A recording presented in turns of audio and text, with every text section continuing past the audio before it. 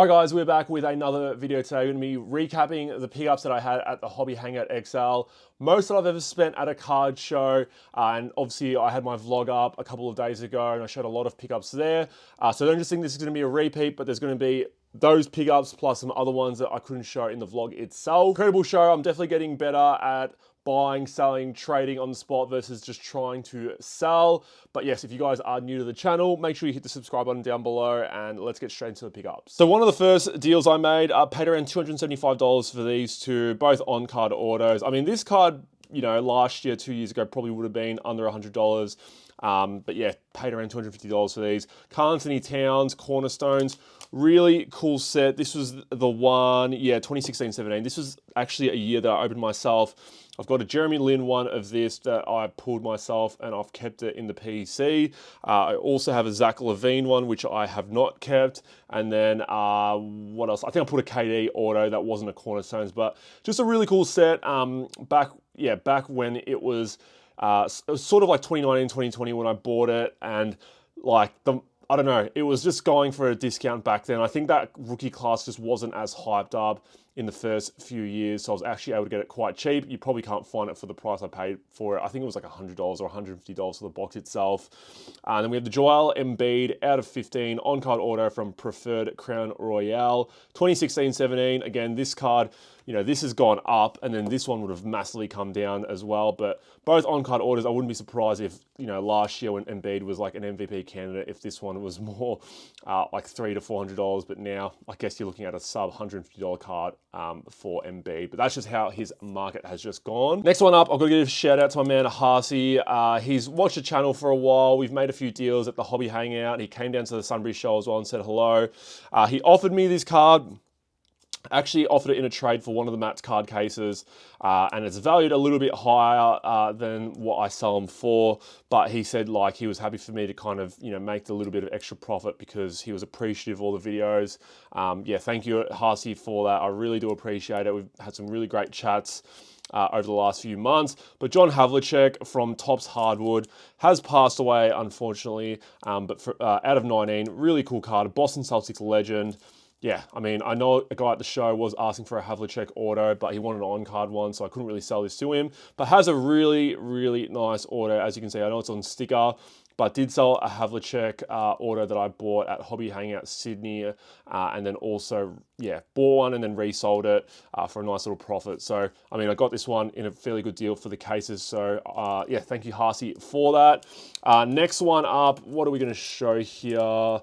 Let's go into this one. My man Cody, trying to find out where the other card that I bought from him is so we can kind of have it all in unison. All right, let's do it. Let's do it like this. So from my man Cody, first up, bought the Hakeem Olajuwon on-card order from Crown Royale out of 35 from him. He did say he bought these in a repack for $100 each, and then like, he was saying that he got both of the main hits from it. So the Hakeem Olajuwon Crown Royale, I paid $150 for it. You would have seen it in the vlog itself. He did offer this to me as well, but I didn't even ask for price. And you might have seen the vlog itself. I kind of heard him kind of talking about the price, and I was like, oh, I actually think it's a fair price. So I might as well just ask him like if he would take the money that he's asking for it, because I kind of said no to it without even looking at it. But Dirk Nowitzki Flawless patch. It's got the T, the I and the T. From the letters out of 18, really chunky patch, game worn, paid around $250 for it. So it was around a $400 deal. Cody and I went to university together. So kind of didn't really speak, you know, the first few years after graduating, but then with cards kind of coming back, we've spoken a little bit since.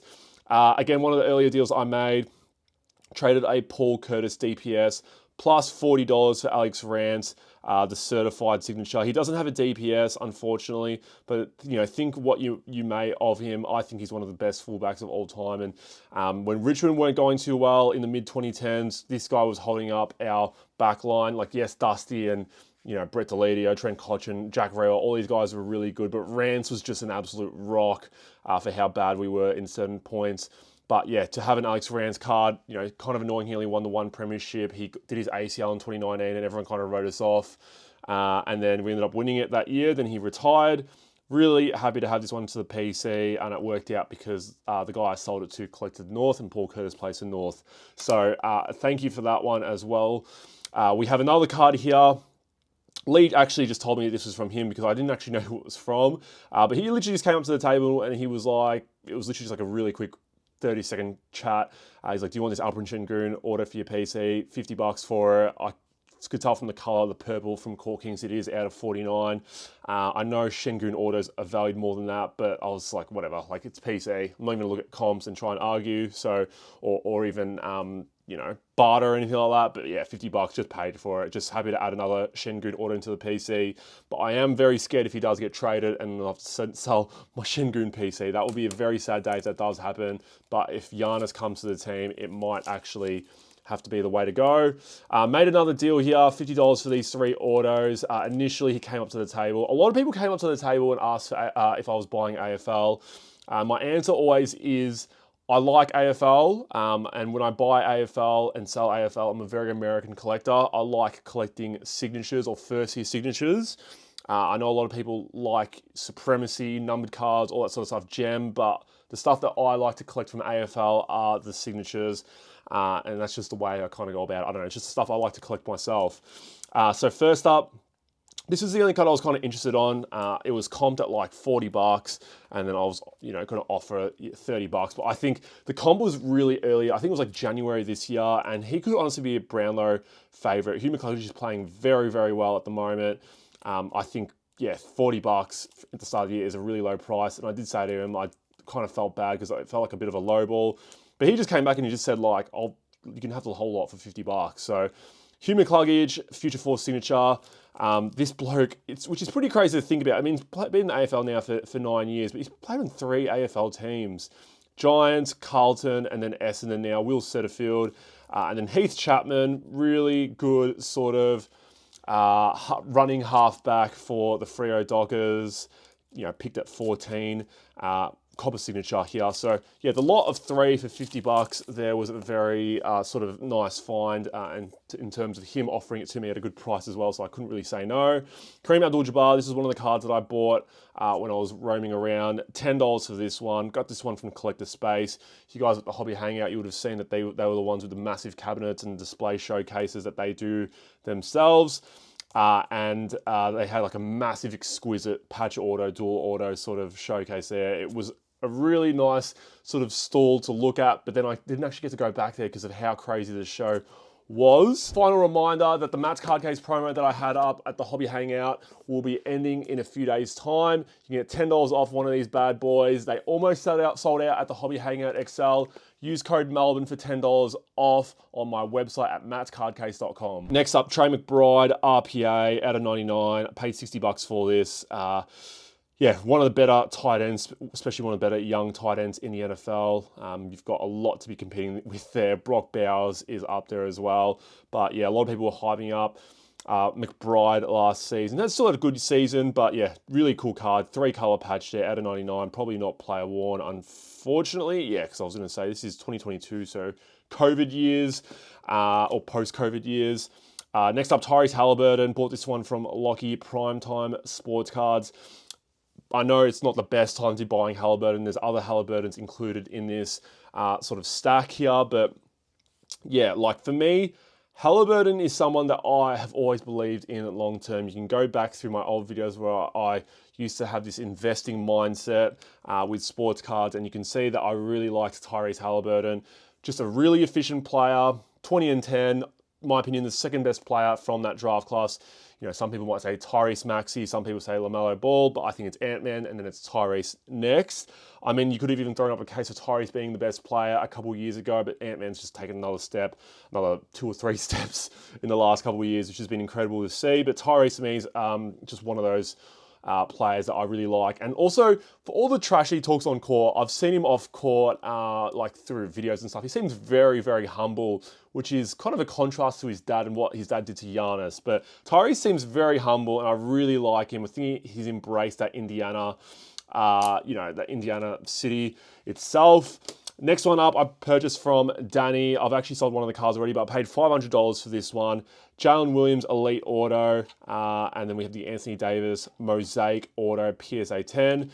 The other card I purchased in this was a LaMelo Ball Prism Choice Auto Red, which I've already resold. But yeah, these are the other 2 cards that are left from Danny. Another purchase I made, a couple almonds, Obsidian RJA, paid $135 for this one. Comps are kind of all over the shop for it, but 44 out of 99. Really nice card. Big believer in Armin Thompson. I think if I hadn't started my Shengun PC already, I'd probably be buying a little bit more of Armin. He's just an incredible player. And I listened to Jock Landale speak in a recent podcast, and he was just saying that he's the one that you need to be watching out for. And obviously coming from someone on their own team, you know, I think they all realize that he's the one to kind of build around. Next one up, Tyrese Halliburton. Again, another Hallie Select at a 249 PSA 9 auto. Paid $220 for this one. The guy that came up to the table, you would have seen the video, had a lot of other Halliburtons. But we couldn't come to a deal on a bulk deal, but I did end up getting this one. But yeah, really nice card there as well. Next one up, bought a Darcy Jones Copper Draft Pick Signature, paid $15 for it. It was basically his asking price. I didn't even look at comps for this one. I still haven't looked at comps, but Darcy Jones is a really good player for the Giants, really good young player. I get they're a small market team, but I think $15, even though it is a Copper Draft Pick Signature for Darcy Jones, I think it's quite low. So anyways, it's $15. If I'm wrong, I'm wrong. I'll look at comps after this, and who knows, I might be completely off. But yeah, Darcy Jones is a really good young player for the Giants. Next purchase up, bought this one from my man Max. Yeah, he is a keen viewer of the channel. If you're watching this, shout out to you, Max.